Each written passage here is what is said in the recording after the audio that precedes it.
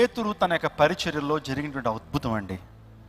దేవుడు తన సేవకుడిని అభిషేకించి అనేక మందికి ఆశీర్వాదకరంగా దేవుడు పేతురుని చేశాడు. పేతురు అనే మాటకు అర్థం ఏంటంటే బండ అని అర్థం. పేతురు నిజంగా తన హృదయం ఎలాంటిదంటే చాలా చాలా నిబద్ధత కలిగినటువంటి వాడు. తను ఏదన్నా చేయాలనుకుంటే దాన్ని చేయటానికి గొప్పగా పూనుకునేటువంటి వాడు, అనుకున్నది సాధించాలని తపన కలిగినటువంటి వాడు పేతురు. అందుని బట్టి దేవుడు అన్నాడు, నీ మీద నా సంఘాన్ని కడతానయ్యా అని పేతురుతో దేవుడు వాగ్దానం చేశాడు.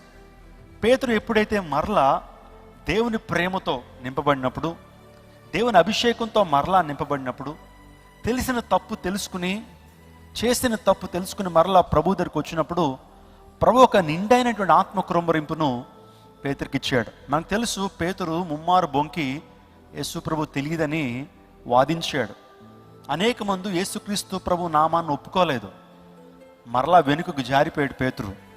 ప్రభు మరలా వెనుకకు జారిపోయాడు అని చెప్పి పేతురును వదిలిపెట్టలేదు. పేతురును కూడా దేవాదేవుడు ఆ విధంగానే తనను హత్తుకుని మరలా ప్రేమించడం మొదలుపెట్టాడు. రెండంతల దీవెనతో పేతురు దీవించబడటం సాగాడు, అభిషేకించబడ్డాడు. తన వాక్యం చెప్పినప్పుడు 3,000 మంది ఒక్కసారి రక్షించబడ్డారు.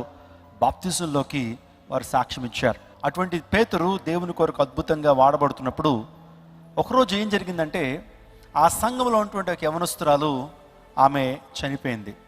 చనిపోయిన తర్వాత పేతురు ఆ ప్రాంతానికి వచ్చి అందరినీ బయటికి వెళ్ళమని చెప్పి ఆ యొక్క పేతురు దోర్కా అనేటువంటి ఆ యొక్క యవ్వన కన్యకను ఎప్పుడైతే ముట్టుకోగానే ఆ యవ్వన కన్యక, ఆ దోర్కా అనేటువంటి ఆమె, ఇంకో మాటలో చెప్పాలంటే తబితా అని కూడా పిలిచారు.